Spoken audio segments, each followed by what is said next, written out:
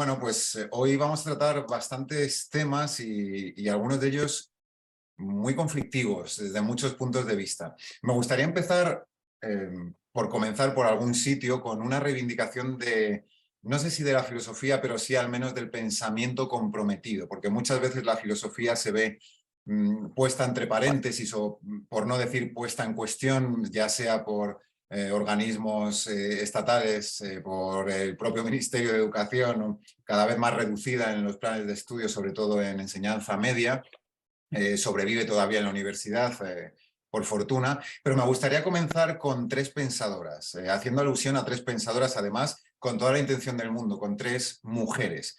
En primer lugar, me gustaría hacer hincapié en la noción de diálogo, es decir, en contraposición además al monólogo. El monólogo es lo que solemos llevar a cabo en nuestra propia casa, como decía Aristóteles, en el seno del entorno doméstico.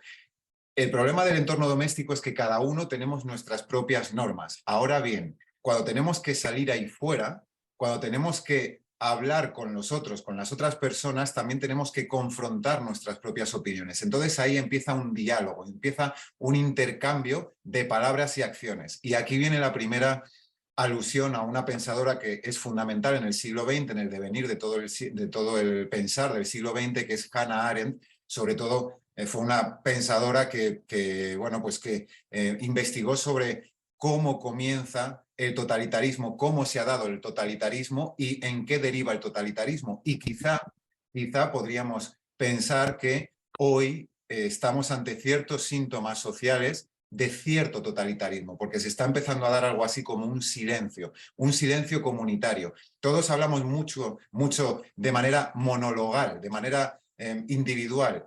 Incluso utilizamos Twitter, utilizamos Instagram, utilizamos las redes sociales como una especie de impulso libidinal, como una especie bueno, pues nos desahogamos con las redes sociales, pero no deja de ser un monólogo que nosotros pensamos que estamos dialogando con otros, pero en realidad no, porque no es lo mismo dialogar que conectar. Y esto también, anticipo un tema, nos está haciendo mucho daño en términos de relaciones interpersonales. Así que, en primer lugar, reivindicar el pensamiento de Hannah Arendt, es decir, reivindicar la importancia de salir ahí fuera e intercambiar palabras y acciones. Esto lo decían ya los griegos clásicos, desde Aristóteles, Sócrates, Platón. La importancia de salir al ágora, a la plaza pública y no quedarnos en el ámbito doméstico, en nuestra casa, donde tenemos nuestras propias normas, donde somos de alguna manera dueños de nosotros mismos, pero cuando salimos ahí fuera dejamos de ser dueños de nosotros mismos para ser dueños de nuestras palabras y de nuestras acciones que tenemos que poner en liza, tenemos que confrontar con los otros para poder llegar a algún tipo de consenso. Y veremos, como ya he anticipado, que hoy de alguna forma se está degenerando el tejido social que nos permite hablar entre unos y otros para poder intercambiar, como digo, palabras y acciones. Por otro lado, quería reivindicar el pensamiento de otra pensadora del siglo XX, ya veréis que me voy a quedar en el siglo XX en esta primera reivindicación de la filosofía o del pensamiento comprometido más que de la filosofía, que al final no es más que un pensar comprometido con nuestra realidad, con nuestra circunstancia, con lo que nos está pasando aquí y ahora. Entonces, la segunda pensadora que me gustaría poner de relieve es Simone Weil, otra pensadora también muy comprometida con los derechos de los trabajadores, que como muy bien sabéis, quienes estáis escuchando, se implicó con las condiciones laborales de los obreros y estuvo trabajando incluso en fábricas para conocer de primera mano las injusticias y las condiciones laborales en las que esos obreros estaban trabajando. Bien, pues cuando Simone Weil hace sus reflexiones, hay una frase en una de sus obras que tiene que ver con la opresión social. Allí Simone Weil dice algo así como que nos pueden robar todo, nos pueden arrebatar todo, cualquier bien material, incluso nos pueden dañar físicamente, pero si hay algo que no nos pueden arrebatar, de ninguna manera es nuestra capacidad para pensar. Entonces, por muy avasallados que nos veamos por las circunstancias, y vivimos en una sociedad ciertamente en la que nos vemos avasallados, como dicen muchos autores ahora en la actualidad, nos vemos avasallados por un malestar que no sabemos muy bien definir, pero estamos, más que estar, malestamos, como bien sabe Pablo. Marta Carmona, la psiquiatra, acaba de sacar un libro junto con Javier Padilla, ella es psiquiatra y él es médico de atención primaria aquí en la Comunidad de Madrid, y dicen que mal estamos, no estamos, pero sin embargo es un malestar que nos permite a la vez seguir con nuestro ritmo normal cotidiano de vida. Entonces lo que deberíamos cuestionar, como nos invita Simone Weil, es a ejercer nuestro pensamiento para saber si no estamos soportando condiciones invivibles, si no nos están diciendo que aguantemos condiciones que son inhabitables. A mí me gusta mucho utilizar esa palabra, la inhabitabilidad. En muchas ocasiones estamos expuestos a condiciones de vida que son inhabitables desde muchos puntos de vista, desde el punto de vista económico en términos precarios, desde el punto de vista social, porque cada vez hay menos nexos sociales, desde el punto de vista educativo, porque cada vez hay menos oferta, digamos, amplia para elegir.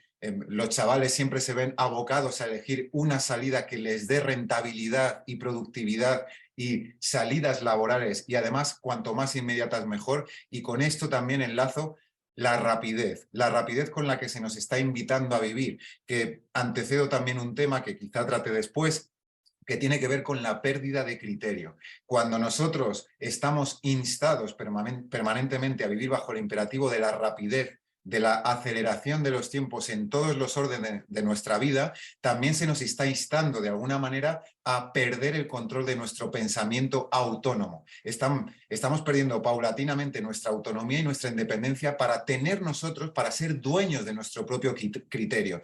Entonces, estamos dejando en manos de algoritmos, estamos dejando en manos de números, y esto pongo un ejemplo muy rápidamente. En Spotify, por ejemplo, ahora a final de año a todos nos ha aparecido el resumen anual de las horas que hemos escuchado, los minutos que hemos escuchado, a quién hemos escuchado más, y eso no hace más que derivarnos hacia una opción no nueva, sino hacia una opción ya vista para redundar en esa misma opción. Entonces estamos perdiendo el criterio absolutamente para decir, bueno, quizá me quiera desviar, quizá quiera distinguirme del propio camino que he seguido hasta ahora.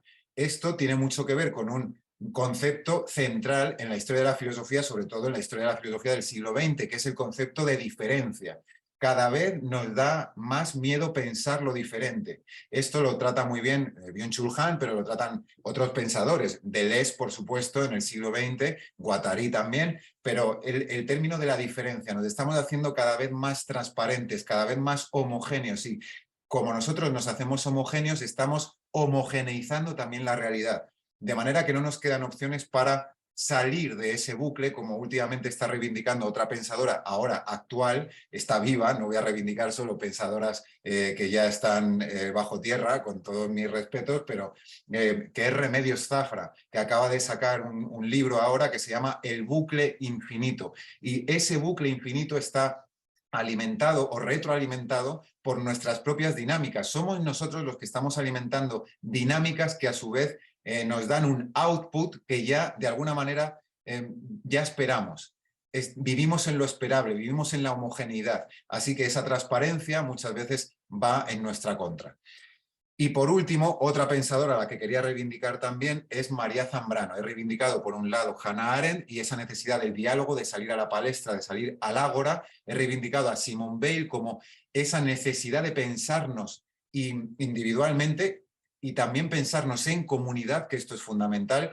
Y por otro lado, en último lugar, quería reivindicar a una pensadora española, malagueña, de Vélez, María Zambrano. Nuestra María Zambrano, que en Persona y Democracia, que es un libro que siempre recomiendo para comenzar la lectura de María Zambrano, María Zambrano dice allí en las primeras líneas de Persona y Democracia algo así como que existen dos posturas ante la vida. Existen dos posturas y además son antagónicas. Y además es que son irreconciliables.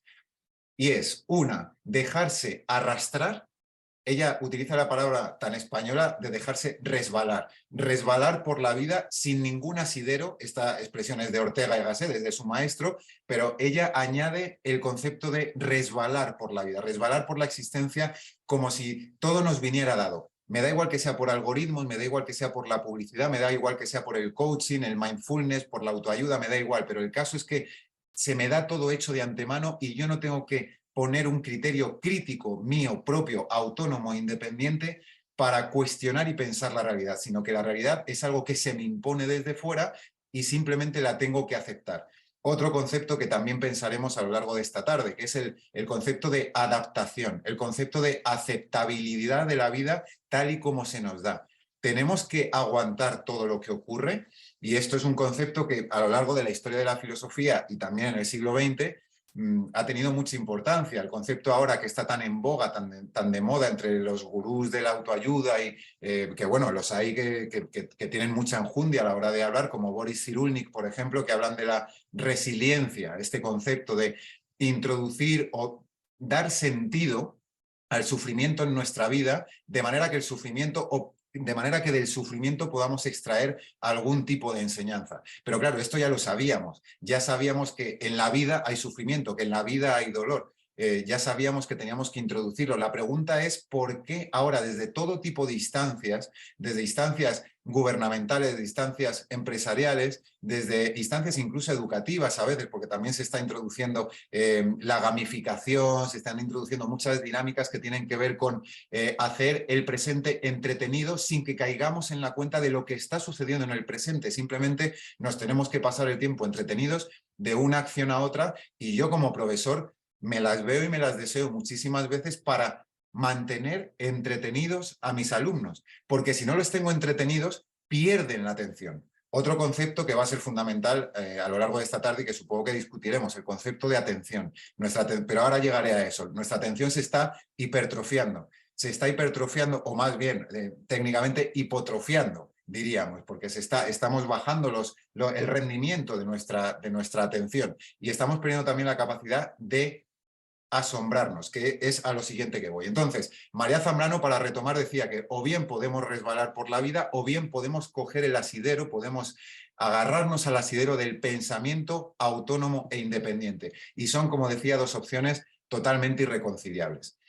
Y ahora empezamos propiamente aunque ya he antecedido muchos temas, que era mi intención, pero ya empiezo propiamente con el asunto que nos trae hoy o que nos congrega hoy. En primer lugar, querría hablar del asombro que muchas veces se nos olvida. Además es que es una noción que se banaliza demasiado. Bueno, la filosofía, el pensamiento, incluso la psicología, en términos de ciencia básica, como de ciencia investigativa o de investigación, tiene que ver con el asombro ante la realidad. Pero ¿qué es en realidad el asombro? Porque se pierde muchas veces el auténtico sentido del asombro. El asombro en realidad consiste en tomar una distancia frente a la realidad. Cuando nos asombramos, esto quiere decir que está produciéndose un hiato, se está produciendo una grieta entre nuestra visión del mundo y lo que se da en el propio mundo. Entonces tenemos que retomar esa capacidad de asombro.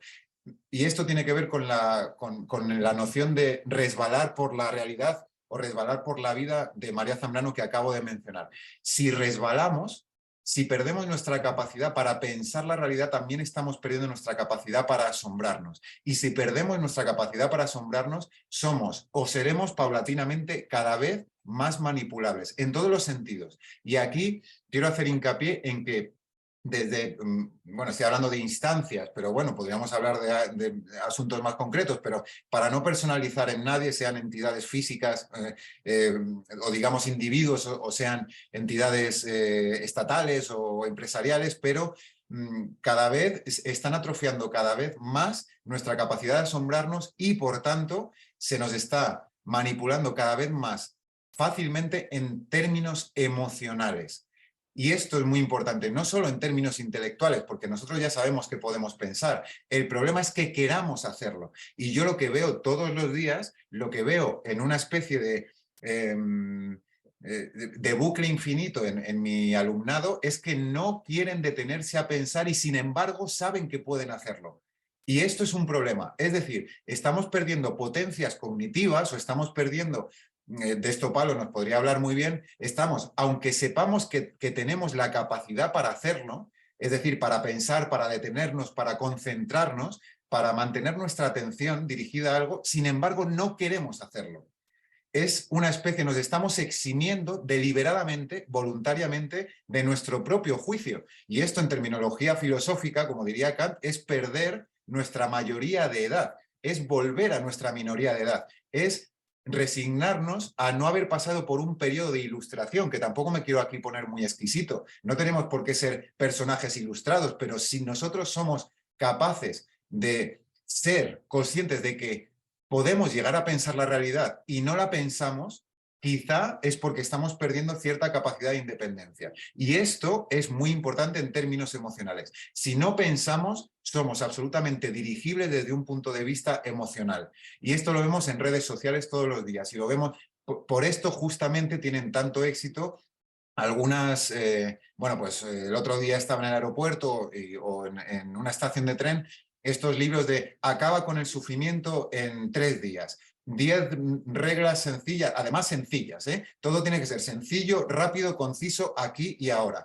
Todo para acabar con el sufrimiento aquí y ahora. Todo para acabar con el dolor, que también tiene que ver con exterminar las, digamos, las emociones comúnmente llamadas negativas de nuestra vida.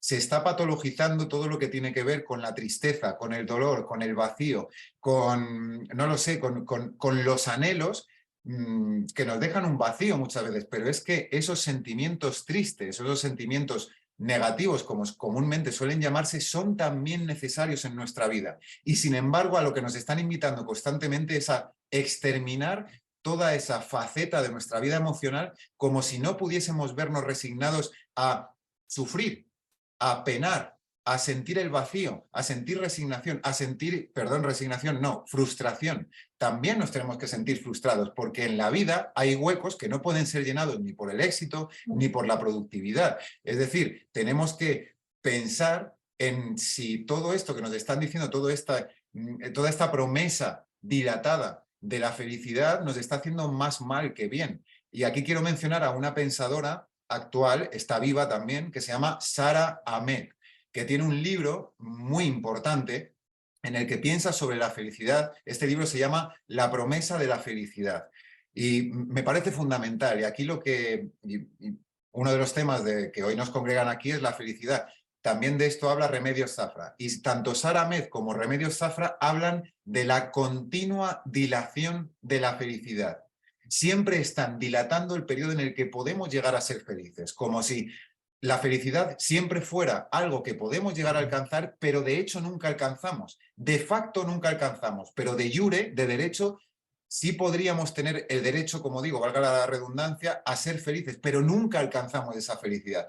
¿Por qué esta obsesión de felicidad? ¿Por qué constantemente? Y esto me lleva a otro pensador, perdón que estoy ametrallateando con pensadores, pero creo que las referencias para engancharnos, para tomar suelo, para tomar Grund, como dicen los alemanes, para poner el pie en algún sitio, es importante. Y de esto también hablaba Albert Camus. Por ejemplo, estamos enfermos de sentido. ¿Por qué tenemos que estar pensando constantemente en si mi vida tiene sentido y extrapolando al concepto de felicidad? ¿Por qué tenemos que estar pensando desde todos los puntos de vista y constantemente en nuestra vida por qué tenemos que llegar a ser felices y cuáles son los objetivos de nuestra felicidad? Bueno, es que a veces se nos olvida por el camino que quizá mucho más importante que la felicidad es la alegría, los momentos de alegría. Y hemos olvidado, de hecho, ayer mismo hablaba con es etólogo, y me decía, Carlos, hemos perdido la capacidad para estar alegres.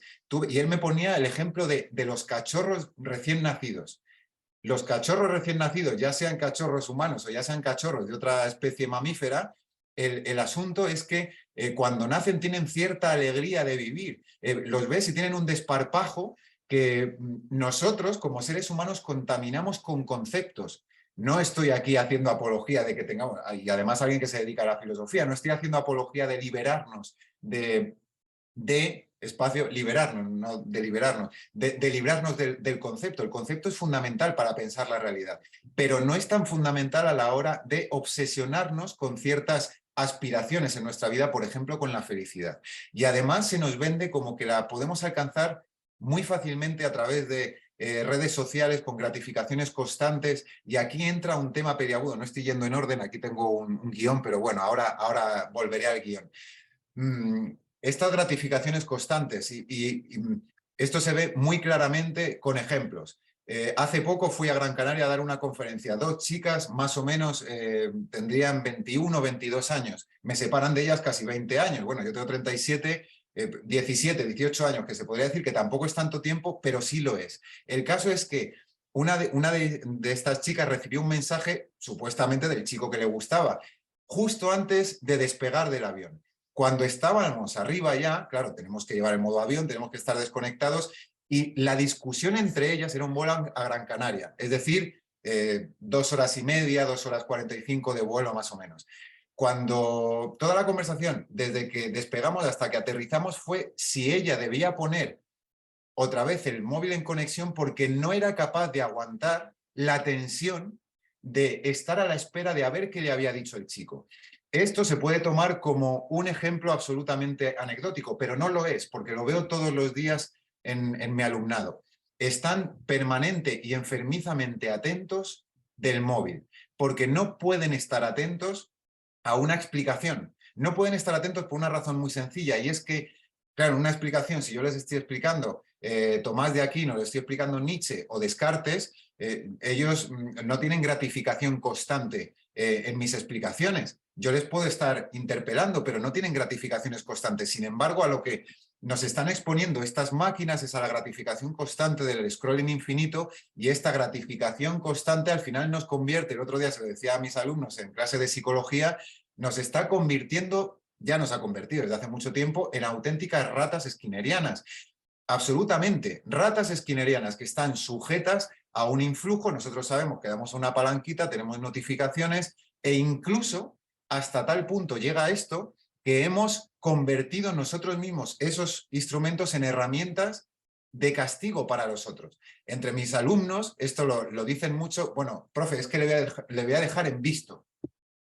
Esto de dejar en visto no deja de ser un castigo para la otra persona. Es un castigo que yo ejerzo a través de las redes sociales. Entonces, estamos metidos en una dinámica de la que, o con la que tenemos que ser muy críticos, porque esto nos está llevando también por los cauces de la rapidez y por los cauces de una aceleración que no hace más que atrofiar nuestra capacidad atencional y nuestra capacidad para pensar, como decía. Y bueno, aquí tengo muchísimos temas para tratar. El exceso de estímulos, como decía ahora y antes he comentado, la atención hipertrofiada. Nuestra atención, aquí quiero hablar de 2 asuntos. Por un lado, la atención se está desmejorando cada vez, no solo en los jóvenes, y esto es muy importante, también en nosotros, en los adultos, cada vez nos cuesta más mantener la atención. Desde el hecho de ponernos una película hasta y tener que ver las notificaciones del móvil porque si no nos engancha la película, pues necesitamos un estímulo, una gratificación, pasando porque incluso las empresas de música, la industria musical, esto, hay estudios que si los primeros 15 segundos de una canción no nos ha enganchado en Spotify o en cualquier plataforma, en Apple Music o donde sea, automáticamente pasamos. Es decir, estamos enganchados a ese estímulo inmediato, y si no encontramos aquello que buscábamos, absolutamente lo dejamos en el ostracismo, lo expulsamos de nuestra vida. Esto engancha con el siguiente tema que tengo aquí apuntado, bueno, o uno de los temas, que es el presentismo, el absoluto presentismo en el que vivimos. ¿A qué me refiero con presentismo? Al tiempo que, y esto también nos podría dar una clase Pablo, porque entenderá muchísimo más que yo, que es el tiempo de dilación que existe, o el tiempo de espera que existe entre la aparición de nuestro deseo y la satisfacción de ese deseo. Estamos suprimiendo, y esto tiene que ver con los 3 temas que hoy tratamos, que son la rapidez, la felicidad y el estrés, el tiempo que dejamos pasar entre la aparición de nuestro deseo y la satisfacción es cada vez menor. De hecho, se está luchando desde todo tipo de instancias, como decía antes, sobre todo desde empresas, evidentemente, que nos quieren vender algo, se está suprimiendo hasta casi hacer inexistente el camino que hay entre deseo y satisfacción.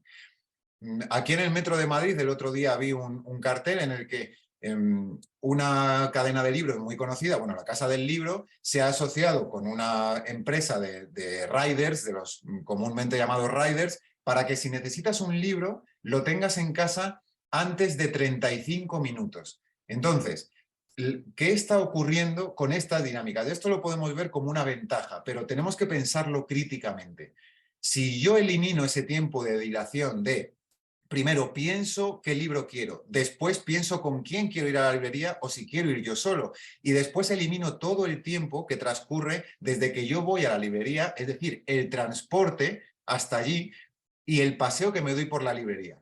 Y esto a nivel sociológico, ya me meto incluso en términos sociológicos, también tiene sus implicaciones, que es uno de los próximos artículos que voy a publicar va a ser sobre esto, sobre esta rapidez y este estrés que tiene que ver con el tiempo tan poco dilatado entre el deseo y la satisfacción, también tiene que ver con nuestra capacidad de movimiento.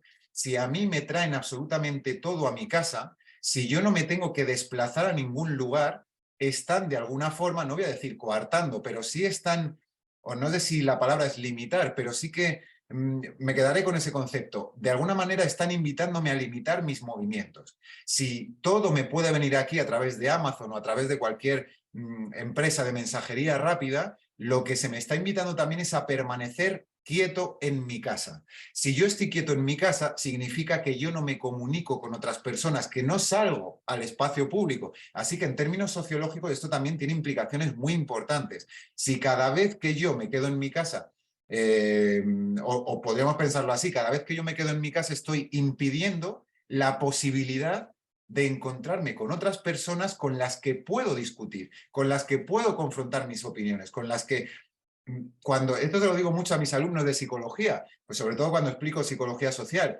cuando se juntan las personas, esto puede parecer muy estúpido, pero es que no lo es, cuando se juntan personas pasan cosas.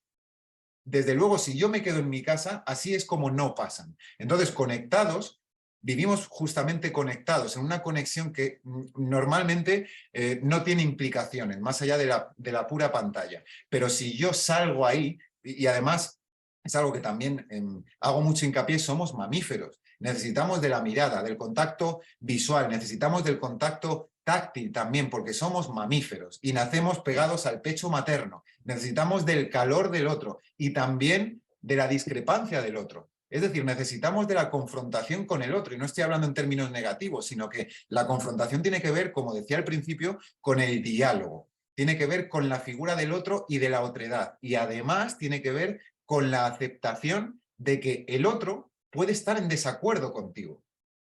Muchas veces, y esto también lo fomentan los algoritmos, y no me quiero poner conspiranoide en ningún caso, pero lo que fomentan también porque no lo soy, para empezar, pero cuando soy, aunque toda la realidad invita a ello, pero cuando yo estoy metido en redes sociales, cuando estoy en Twitter, en Facebook, en Instagram, todo me empuja a lo que yo estoy acostumbrado a ver. Entonces, claro, si volvemos a lo mismo, no existe la diferencia. Vivimos en el bucle de lo igual constantemente. Y esto también tiene implicaciones, por supuesto, sociológicas, pero también psicológicas. Porque cuando yo me enfrento a lo distinto, de repente me veo confrontado a lo que no puedo... no me puedo hacer cargo de lo distinto, porque no estoy acostumbrado a lo distinto. Y de repente, cuando me doy de bruces con ello, existe una disonancia tremenda entre lo que supuestamente es la realidad y mi mismidad. Entonces, esto tiene consecuencias psicológicas, antropológicas, filosóficas y sociológicas. Tiene implicaciones de todo tipo. Bien, he hablado de... Y claro, ¿qué ocurre también aquí en terminología filosófica o metiéndonos también en filosofía? ¿Qué ocurre cuando el tiempo entre el deseo, la aparición del deseo y la satisfacción es un tiempo muy corto? También, por un lado, para que no se me olvide, me apunto las dos, porque son cosas que también se me van ocurriendo un poco sobre la marcha, porque el tema es tan amplio que es inabarcable. Por un lado, la polarización. Es muy fácil polarizarnos como masa, en términos de psicología social, muy fácil manipularnos como masa cuando todos los tiempos se reducen. Si los tiempos se reducen, también se reduce con ello la capacidad para pensar, es decir, para poner entre paréntesis la realidad.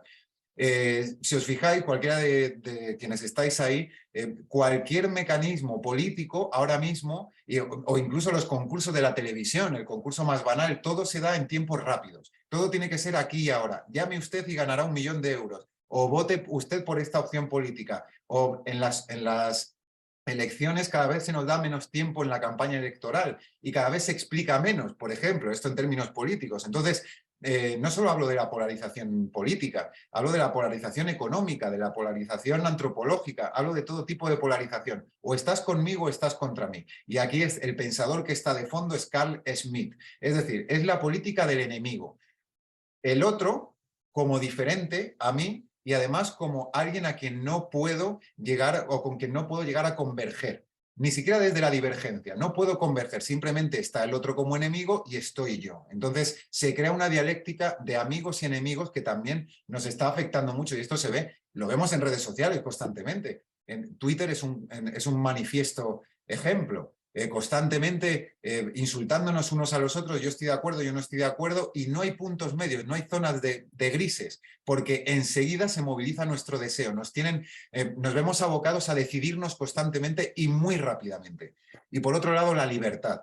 Esto parece que me puedo poner aquí metafísico, pero no, en absoluto. Si se reduce el tiempo que tengo para satisfacer mi deseo cuando ha aparecido o para llegar a una satisfacción cuando ha aparecido un deseo, si se reducen los tiempos, también se reduce mi libertad.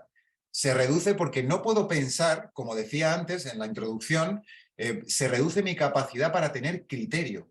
Y ahora, esto a lo mejor, claro, cuando se habla del sistema, cuando se habla de las instituciones, cuando se habla de instancias, como estoy hablando, puede parecer, pues como digo, algo conspiranoide, pero es que no lo es. Allí donde veamos en la realidad, se nos insta a ir rapidísimamente, a hacer todo de manera rápida y, como digo, y aquí lo que está en juego es nuestro criterio, nuestro propio criterio. Y si está en juego nuestro criterio, está en juego nuestra independencia y nuestra autonomía. Y quiero recordar aquí que la autonomía se diferencia de la heteronomía en que el que es autónomo, autos nomoi, es decir, el que se da las normas, las leyes a sí mismo, se diferencia del heterónomo porque tiene la capacidad para pensar en aquello que quiere.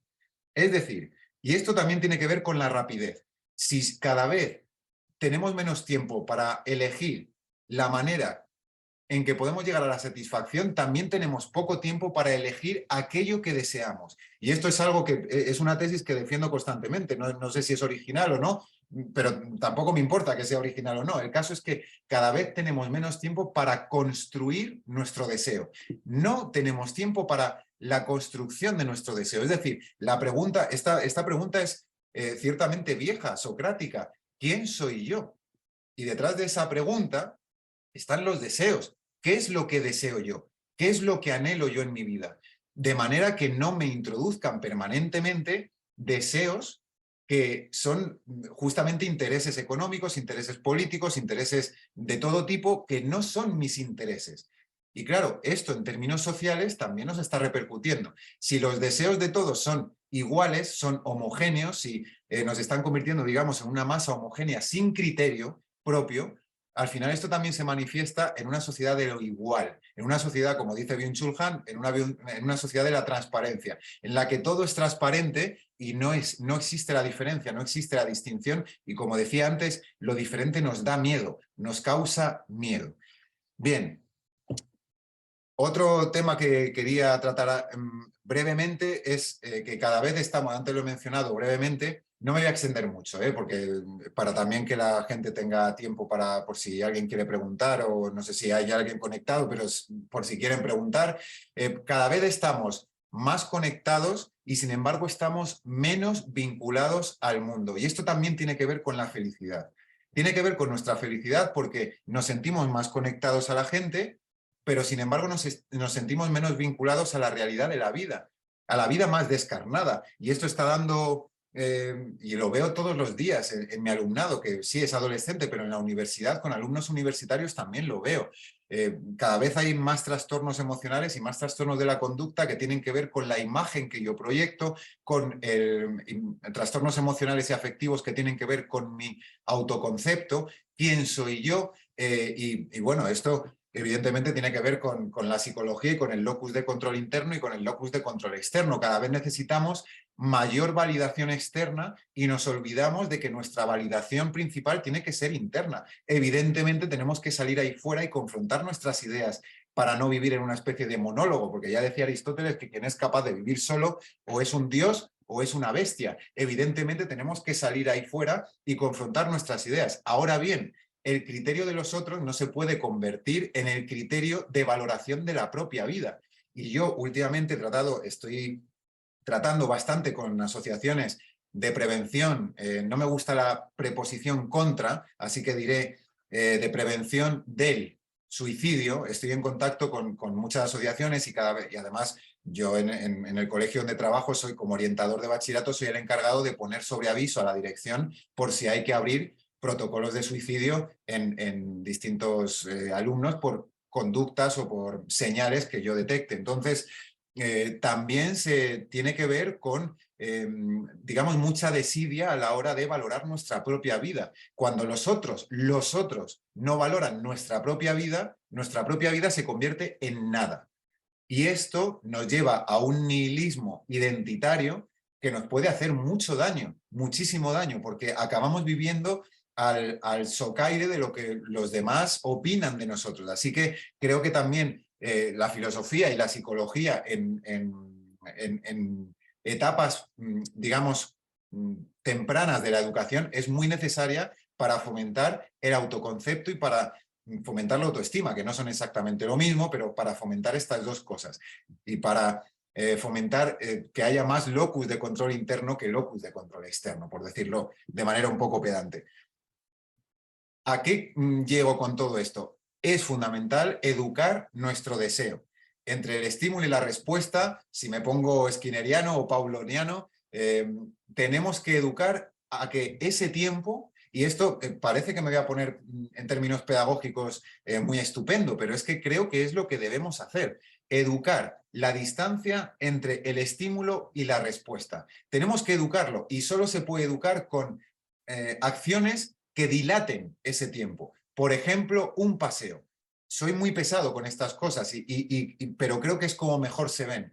Con un paseo en el que estemos más o menos desconectados del teléfono o cuando estemos leyendo un libro, ponernos una meta de voy a estar leyendo 15, 20, 25 minutos sin estar abstraído o sin estar, mejor dicho, sin estar atento al teléfono móvil. Pequeñas tareas, pequeñas acciones que puedan ayudar a dilatar el tiempo entre el estímulo y la respuesta. Y si vemos una notificación en el móvil, no saltar como un resorte para ver qué está ocurriendo allí. De hecho, hay un síndrome, ahora que seguro que Pablo lo conoce, que en inglés le han puesto Light Hunter, o sea, el cazador de luz, que por la noche los adolescentes sobre todo, pero también los adultos se ponen el teléfono boca arriba, con la pantalla boca arriba, en silencio, pero están pendientes, cognitivamente pendientes, de si la luz se ilumina para inmediatamente coger el móvil y no perder atención para no quedar desconectados. Y esto también es un trastorno de la conducta que cada vez se ve más en los jóvenes. Es decir, no son capaces de desconectar del instrumento, de manera que hemos sido instrumentalizados por el propio instrumento. Ya no se ha convertido en un móvil, ya no se ha convertido en una especie de útil, sino que el útil nos ha instrumentalizado, nos ha avasallado y nos ha engrilletado, nos ha puesto cadenas de las que no podemos salir.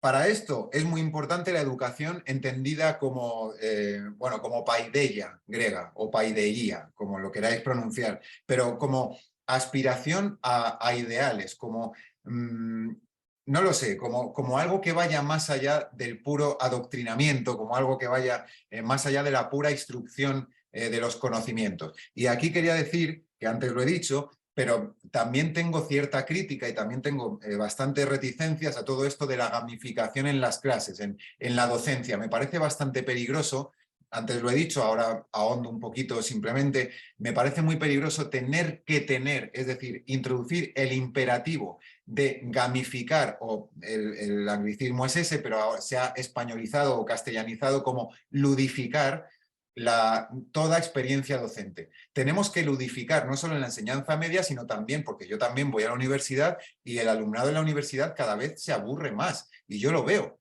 es que se aburren.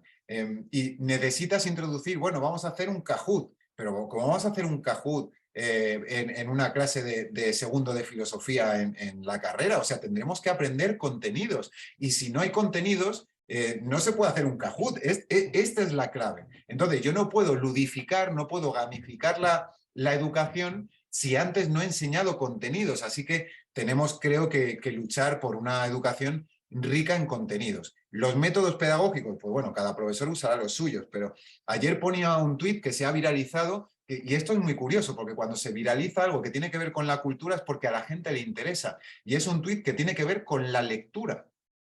Algo tan sencillo como la lectura, y puse que me parecería, evidentemente la lectura suele ser una competencia transversal en todas las asignaturas, tanto en enseñanza media como en enseñanza superior, incluso en las ingenierías y en las carreras técnicas, pero cada vez más, tanto los jóvenes más jóvenes como los jóvenes universitarios y también los adultos, estamos perdiendo la capacidad para concentrarnos y estar durante media hora delante de un libro.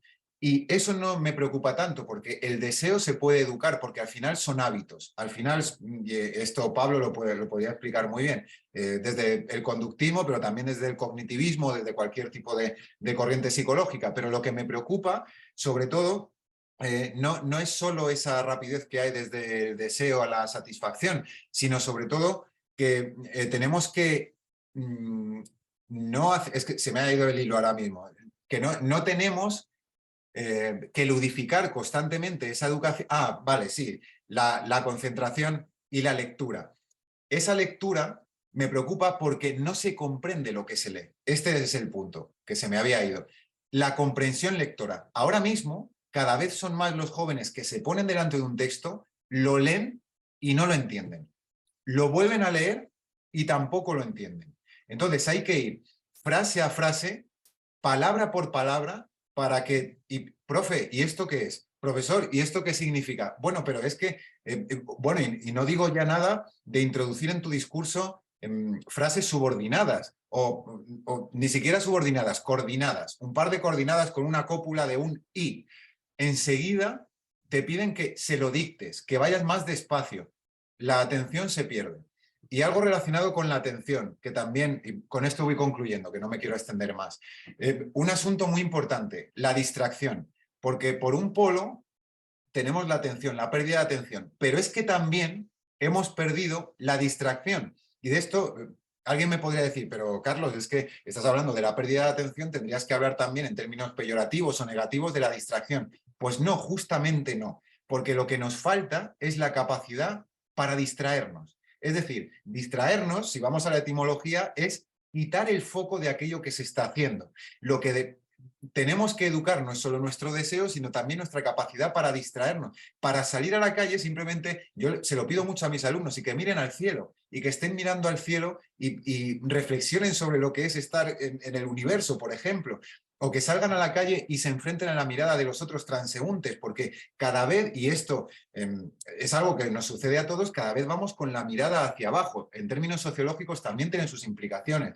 Cuando nos enfrentamos a la mirada del otro, la vemos como una mirada desafiante, como una mirada agresiva, cuando no tiene por qué ser así. Simplemente es el encuentro con la mirada de otra persona, de un transeúnte, y cada vez nos dan más pavor, más miedo estos encuentros con los otros.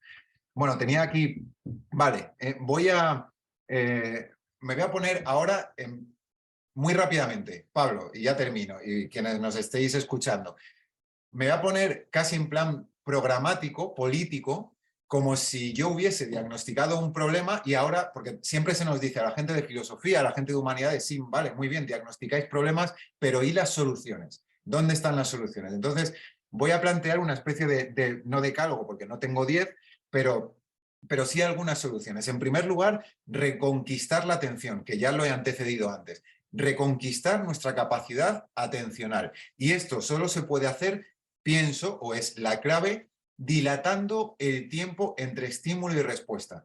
Incluso exponernos a ello. Yo se lo digo a mis alumnos. Cuando vais a la biblioteca y ves que el móvil se ha encendido y que tienes notificaciones, oblígate a permanecer lejos de ese estímulo, lejos en términos de actividad, es decir, no porque ese estímulo haya aparecido, tienes que darle una respuesta. Es como, y les pongo ejemplos cotidianos, nosotros estamos recibiendo, yo ahora mismo tengo a los vecinos que están haciendo ruido, pero gracias a la habituación como fenómeno psicológico y gracias a que tengo mi atención puesta en lo que estoy diciendo, no estoy absorbido por los ruidos del vecino, sino que tengo puesto mi foco atencional aquí.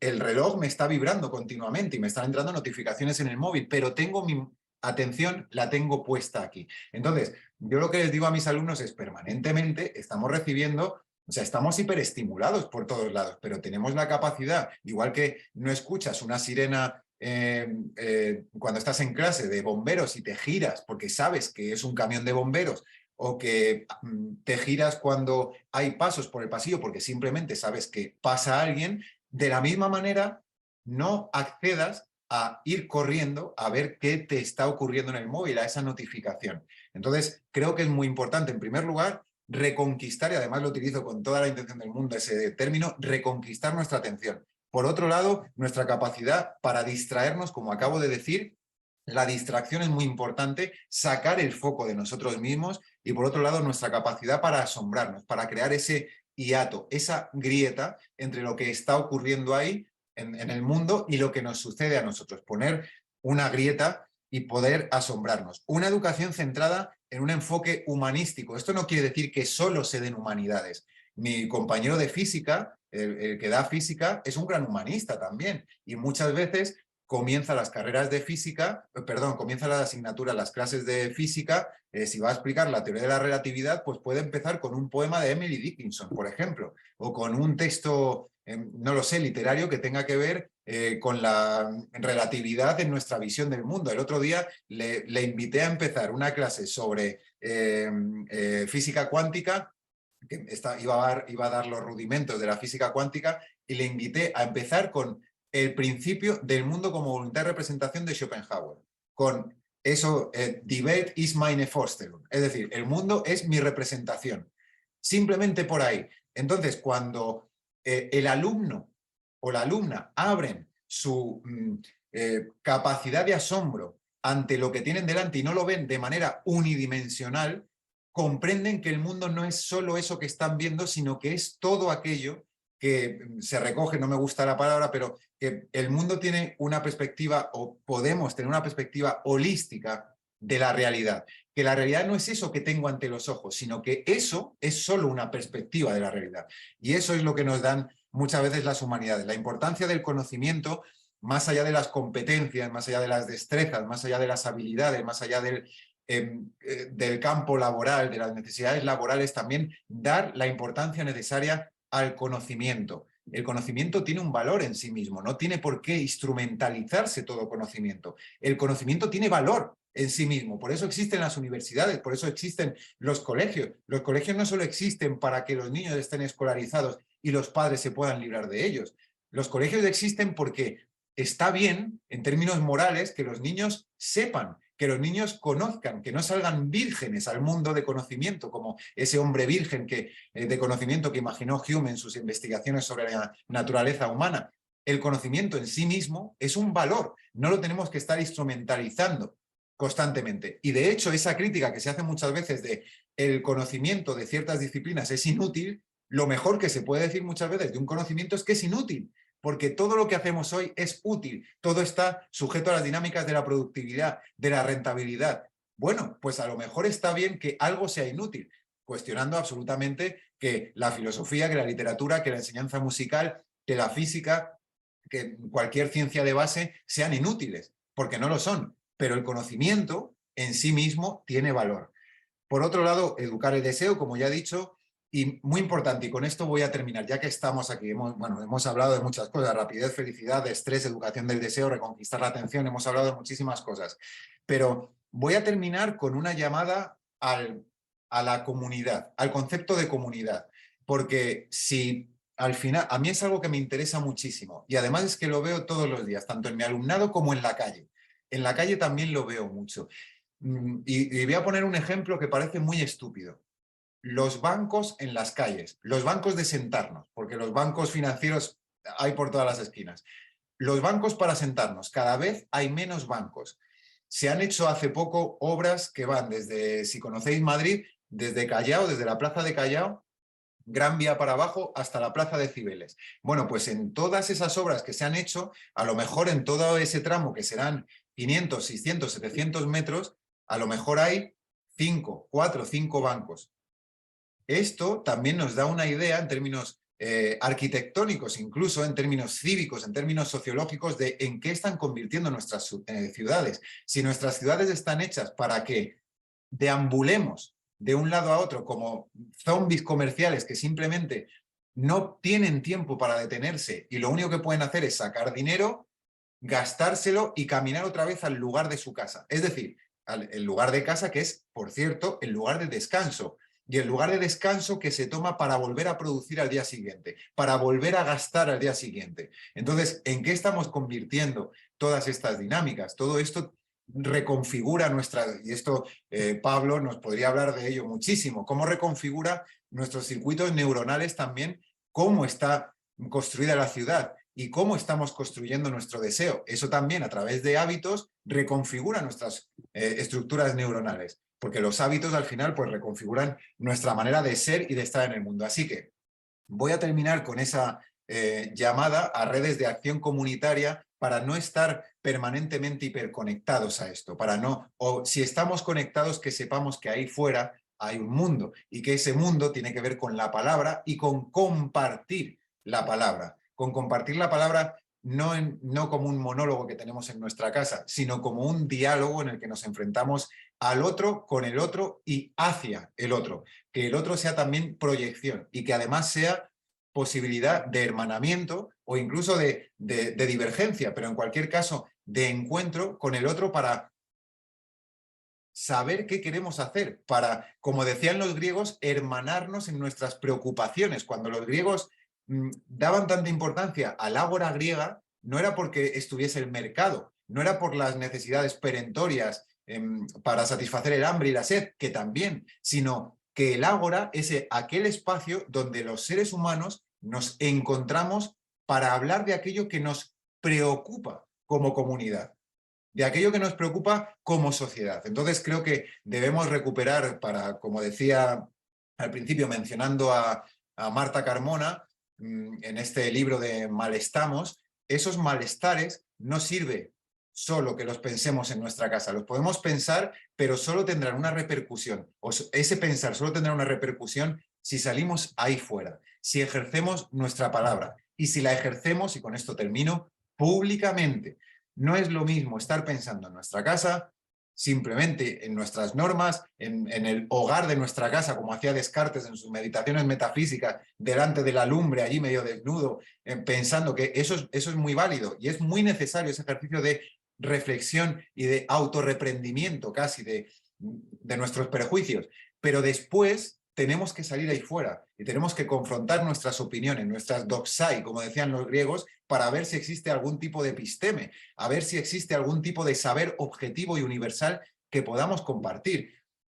Así que acabo esto, Pablo, y quienes nos estén escuchando, con un llamamiento a la comunidad, a hablar con el otro, a hablar con la otra persona que está ahí fuera, que seguramente también tiene nuestras mismas inquietudes, tiene los mismos estreses, los mismos nervios, las mismas ansiedades, los mismos trastornos emocionales, pero si permanecemos atomizados en nuestra casa, no podremos saber que estamos compartiendo malestares que conjuntamente podemos contrarrestar a través de protestas, a través de iniciativas, pero siempre de manera comunitaria. Así que pensar la realidad, sí, pero pensarla para pensarnos en común. Y con esto quería mencionar a un autor que tiene un concepto fundamental que se llama Mark Fisher, que tiene un libro que se llama Realismo Capitalista. Y es un libro fantástico, es un libro que diagnostica certeramente y claramente nuestros males contemporáneos y tiene un concepto, además me gusta mucho leer a Mark Fisher porque también ha sido profesor durante muchos años en enseñanza media, entonces sabe de qué está hablando. Y tiene un concepto para referirse a los jóvenes que en vez de hablar de la anedonia, es decir, de la falta de deseo, que muchas veces lleva a una posible distimia, a un posible trastorno depresivo, ahora de lo que está hablando, que lleva también a la distimia y a un posible trastorno depresivo, él habla del concepto, que lo tengo aquí apuntado, hedonia depresiva. que me parece muy curioso, y es justamente que en la permanente búsqueda de ese placer, de esa gratificación constante, se da también y a la vez la permanente insatisfacción, porque ningún tipo de gratificación es suficiente. Entonces él dice que justamente estamos buscando ese hedoné, ese placer, pero que ese placer nos lleva constantemente a una depresión constante, a una frustración constante que lo acabas de comentar, Pablo. Pero por eso te decía, porque Fischer lo disecciona absolutamente, vamos, de manera prístina y clara, y lo llama hedonia depresiva. Si antes era anedonia, ahora es que ni siquiera, bueno, es que también hay una anedonia, porque estamos conducidos al aburrimiento y el aburrimiento nos conduce a esa anedonia, pero cuando intentamos solucionar ese aburrimiento caemos en esta hedonia depresiva, porque vamos de un estímulo a otro, de un estímulo a otro, y ninguno ni nos seduce del todo y mucho menos nos satisface. Pablo, con respecto a lo de los libros, yo tengo en el colegio un taller de debate y un taller de lectura. El de lectura todavía no lo hemos iniciado, así que no te puedo decir los resultados que ha dado, pero al taller de debate, que lo hacemos, esto es muy importante, lo hacemos en el tiempo de recreo, es decir, en el tiempo en el que los alumnos se podrían ir fuera del colegio, y porque sobre todo lo hago en bachillerato, pero lo que empezó siendo para bachillerato ha bajado a cuarto de la ESO y vienen incluso alumnos y alumnas de tercero de la ESO. Entonces, tengo una clase llena de, más o menos suelen ser, es que es una barbaridad, 70, 80 alumnos, planteamos un tema previamente la semana anterior, yo planteo un punto desde el que partir, doy el pistoletazo de salida y se dan cuenta que están sin el móvil, que están pendientes de la palabra del otro y quiero probar lo mismo, pero con la palabra escrita. Entonces, si se da con la palabra hablada, dialogada, y ellos están atentos y te interpelan, pues yo no pienso esto, pues yo pienso aquello. A veces son argumentos pues muy pedestres o no están elaborados, pero el caso es que están pendientes de lo que dicen los otros. Y esto es lo que me resulta llamativo y lo que tiene valor. Entonces, quiero probar ahora con la palabra escrita. Desde leer, hacer un taller y leer un poema de Rosalía de Castro y a ver qué podemos extraer de ahí. O un fragmento, hoy en El País o en El Mundo o en La Razón, o me da igual, por no decir ningún periódico en particular. Ha salido este artículo, vamos a valorar este artículo.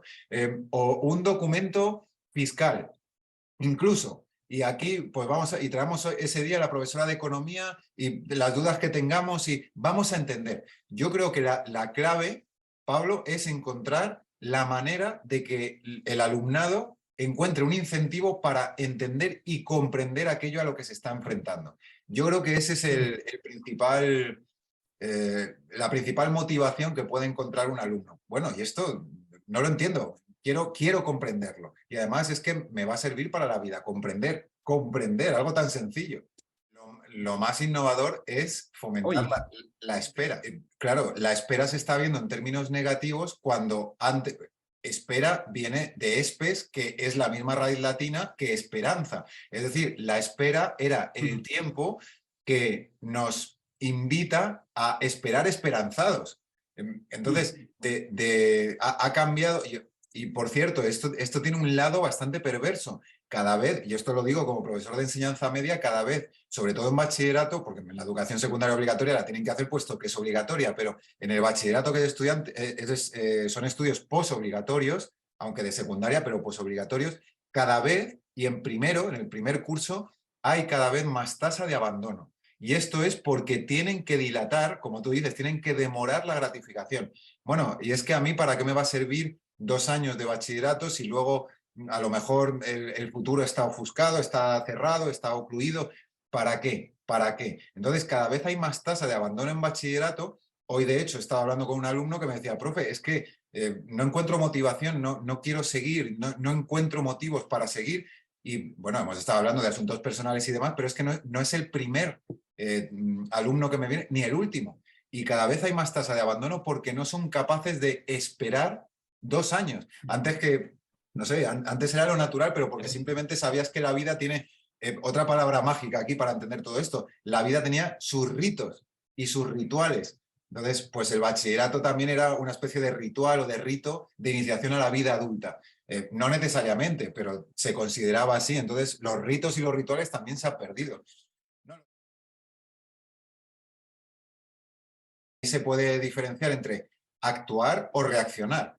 Es decir, lo que tú mismo estabas diciendo ahora, Pablo, o sea, tenemos la opción de reaccionar ante esos estímulos constantes, sean notificaciones en el móvil, o sea, lo que sea, o un anuncio publicitario, o actuar. El actuar se entiende que es un acto responsable, porque el que actúa es un agente y quien tiene agencia, como diría Aristóteles, tiene también capacidad racional para pensar aquello que está haciendo. Entonces, muchas veces nos olvidamos que actuar es que no es cualquier cosa. Actuar es un hacer con conciencia de lo que se está haciendo. Entonces, ojo con esto es muy importante lo que apuntas. Próximamente voy a Cadena Ser a hablar con corresponsales de otros países, concretamente de Alemania, de Inglaterra y 2 españoles, sobre si es mejor dar buenas noticias o dar malas, o dar las malas pero con matices buenos, o si es más positivo el optimismo o es más positivo un sano pesimismo. Vamos a ver, Pablo, esto es muy complicado, es muy complejo porque la realidad en sí misma es muy compleja, pero yo parto siempre de que tenemos que ser realistas, y cuando digo realistas es no ser ingenuos. Es decir, cuando nos están presentando la realidad o cuando vemos la realidad tal cual es, con enfermedades, con conflictos bélicos a nivel no solo europeo, en nuestras fronteras europeas, sino también en África, en Asia, muchos conflictos armados también en Latinoamérica. Vamos a ver, bueno, armados y no tan armados, también conflictos políticos. Y cuando vemos todo, como diría Schopenhauer, cuando vemos todos esos asuntos humanos que están tan encima de la mesa, el problema de Schopenhauer es que utiliza su pesimismo para dar una solución individual. Es decir, al final Schopenhauer lo que da es una solución ascética en la que el individuo es quien tiene que trascender los males del mundo, quien tiene que trascender su propia voluntad y convertirse en una especie de sabio hindú que ha negado su voluntad, la célebre negación de la voluntad de Schopenhauer, y al final es una solución individual. Yo en esto no soy schopenhaueriano en absoluto, yo en esto soy más de otra corriente pesimista que está defendida sobre todo por Philip Mailander, que es un epígono, es un continuador del pensamiento de Schopenhauer, pero también Edward von Hartmann, que también fue un pensador, un filósofo, que escribió un bestseller que tradujimos y publicamos el año pasado en Alianza Editorial, La filosofía del inconsciente, en 1869, que fue todo un bestseller de Edward von Hartmann. Bueno, pues estos pensadores post-schopenhauerianos lo que dicen es, sí, vale, el mundo es como es. El mundo puede ser terrible, puede estar lleno de sufrimiento, de dolor, de penas, de asuntos onerosos de todo tipo, pero lo que tenemos que hacer es utilizar el sufrimiento, el dolor y todo este anhelo de sentido o toda esta observación del sufrimiento, no lo tenemos que utilizar para una solución individual, para hacernos nosotros una nada, para nadificarnos. Nichtigkeit, como dice en el texto, que es una palabra alemana muy bonita, nihilificarse o hacerse nada. Lo que debemos hacer, a juicio de Philip Mailander y Edward von Hartmann, es una solución comunitaria. Ellos hablan de un socialismo que no tiene nada que ver con el socialismo que entendemos ahora. Es un socialismo que tiene que ver con el concepto de sociedad, de Gesellschaft, justamente, de unión o de Gemeinschaft, más bien, porque en alemán Gemein es lo común, Schaft es como pues una unión. Entonces, la unión de lo común. Y utilizan esta palabra, Gemeinschaft. Lo que tenemos que hacer es que el pesimista, cuando se da cuenta del sufrimiento del otro, intenta aminorarlo, intenta apaciguar el dolor del otro. ¿Y cómo podemos apaciguar o aminorar el dolor del otro? Proponiendo soluciones sociales que nos hagan preocuparnos de lo que nos preocupa, valga la redundancia, a todos como comunidad. Entonces, el pesimista no es en absoluto, y es mi caso, y yo digamos que soy pesimista en términos metafísicos, pero en términos antropológicos, en términos de acción, no puedo ser pesimista, tampoco, no sería profesor, Pablo. Yo lo que tengo que hacer es invitar a ver la realidad más o menos como es, sin anestesia ninguna, pero siendo muy consciente, como decíamos antes, tú has mencionado a María Zambrano y yo comentaba después, de que todo está en la agencia de quien actúa, todo está en nuestra propia conciencia de nuestra autonomía y de nuestra independencia.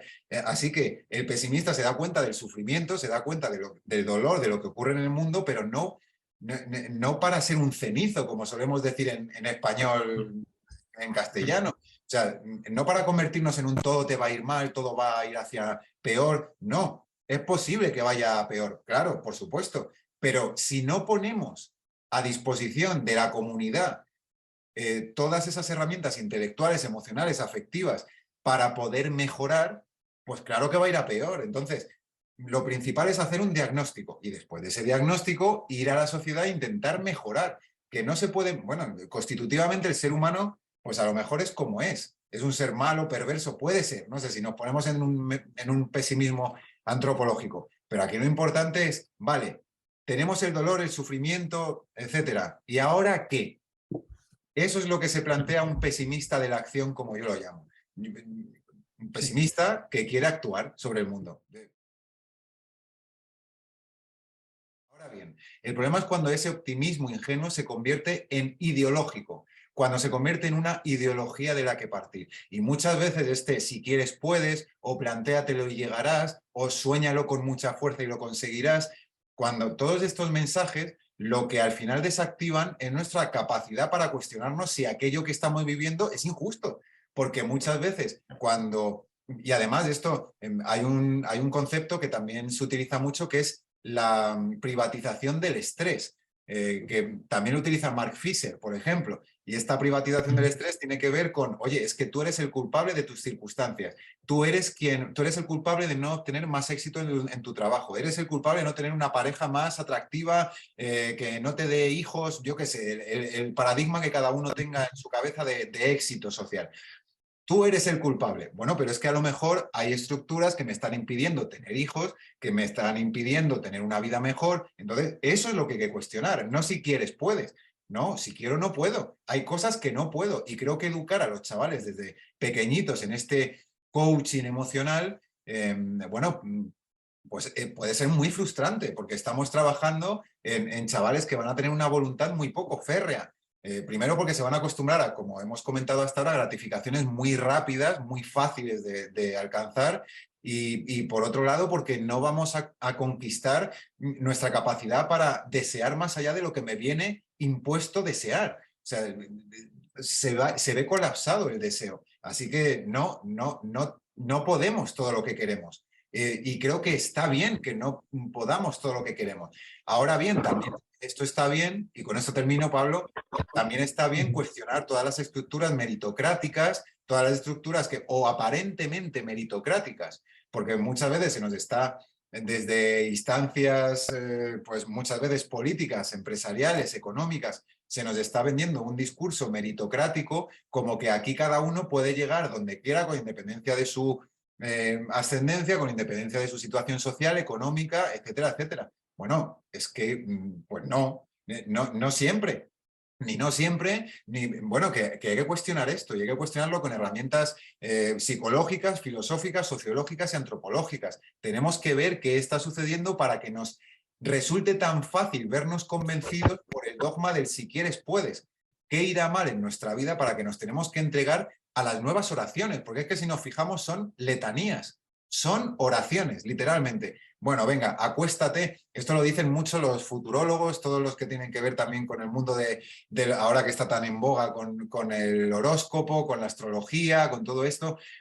Bueno, tú acuéstate y piensa que mañana seguro que es un día para desarrollar tus oportunidades. Sí, claro, puede serlo, pero también puede ser un día desastroso porque no puedes desarrollar tus capacidades, porque no tienes condiciones laborales dignas, porque no tienes condiciones económicas suficientes. Entonces, no nos podemos encomendar a ese tipo de oraciones que sustituyen una religión teológica por una religión laica. No deja de ser una religión, no deja de tener un componente trascendente que nos catapulta o pretende catapultarnos a tranquilizaciones, a ansiolíticos anímicos, si me permites la expresión, Pablo. Son ansiolíticos anímicos, porque no nos calman en términos de estrés, pero sí nos calman en términos, digamos, con todas las comillas posibles, espirituales. Si quieres, puedes. Ah, vale, pues mañana lo intentaré. Mañana querré con más fuerza. Mañana miraré a los astros con otra cara.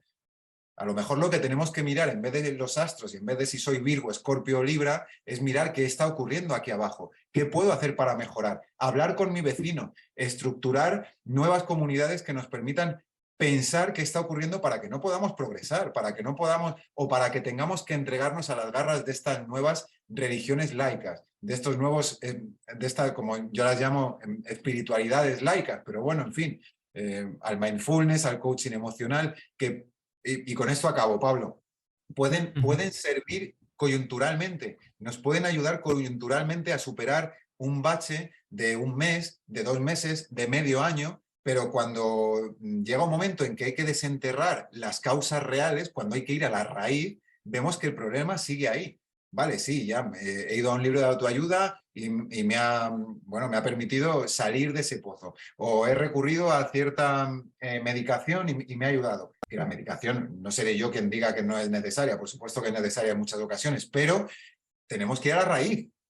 Hay que ir a la raíz. Y para eso es necesario más investigación de base, en términos humanísticos sobre todo. Y yo, Pablo, si me lo permites, yo aquí introduzco a la psicología como una disciplina también humanística, que tiene su rama también psicobiológica, evidentemente, por supuesto, que tiene su rama sanitaria y su rama clínica, por supuesto, pero la psicología también, si recurrimos a la etimología, no deja de ser una preocupación por lo anímico, una preocupación por lo que llevamos aquí dentro. Entonces, bueno, aquí dentro más bien. Entonces tenemos que aunar fuerzas intelectuales para preguntarnos qué está ocurriendo, qué está pasando para que nos tengamos que tranquilizar con un si quieres, puedes. Pues no, no siempre se puede. Esto lo veo todos los días. Por ejemplo, en los adolescentes cada vez se piden con más asiduidad, en vez de entablar la relación con el otro, así mirándonos a los ojos, cada vez se piden más el Instagram. Ellos dicen el Insta, dame tu Insta, o incluso acceden a métodos invisibles de relación. Los que tienen iPhone, por ejemplo, a través del famoso AirDrop, de esta, a través de Bluetooth o de cualquier, pero entre ellos se pasan información a través de AirDrop, es decir, de manera invisible se están relacionando y luego llegan a su casa y empiezan a chatear. Esto está destruyendo los lazos sociales. Esto puede parecer que estoy exagerando, pero no estoy exagerando, porque luego, por ejemplo, en mi colegio, la relación entre los bachilleres, tenemos bachillerato de arte, de ciencias sociales y humanidades y bachillerato de ciencias. Entre los 3 bachilleratos, cada vez es menos frecuente la relación entre grupos. Cada vez es menos frecuente, porque se está rompiendo esa capacidad absolutamente instintiva que tenemos los seres humanos de aquella persona me interesa, me voy a acercar, de alguna manera, pero me voy a acercar.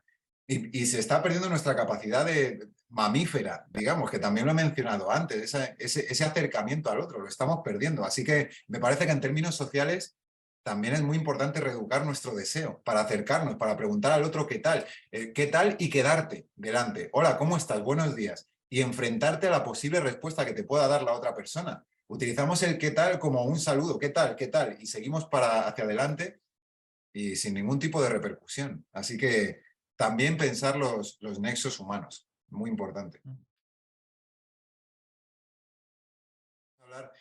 Hay una corriente que es el aceleracionismo y hay aceleracionistas que abogan, hay gente en filosofía, también en psicología y en antropología, que están hablando de que es necesario acelerar los tiempos para que el capitalismo, para que el neoliberalismo, que digamos es su vertiente más agresiva en términos económicos, para que llegue cuanto antes al colapso y hagamos una especie de reboot, hagamos una especie de reinicio para que todo, y esto se está postulando, ¿eh? Hay libros sobre ello y hay defensas sobre ello. Entonces, cuidado porque a lo mejor nos estamos acercando a una especie de apocalipsis deliberada, de apocalipsis voluntaria, y ahora no estamos por ello. O sea, quiero decir que la gente normal pues no querríamos llegar al colapso, pero es que miras a tu alrededor y sí, cada vez los países pobres son más pobres, los países ricos estamos en nuestro parque de atracciones vallado, fortificado de inmigración.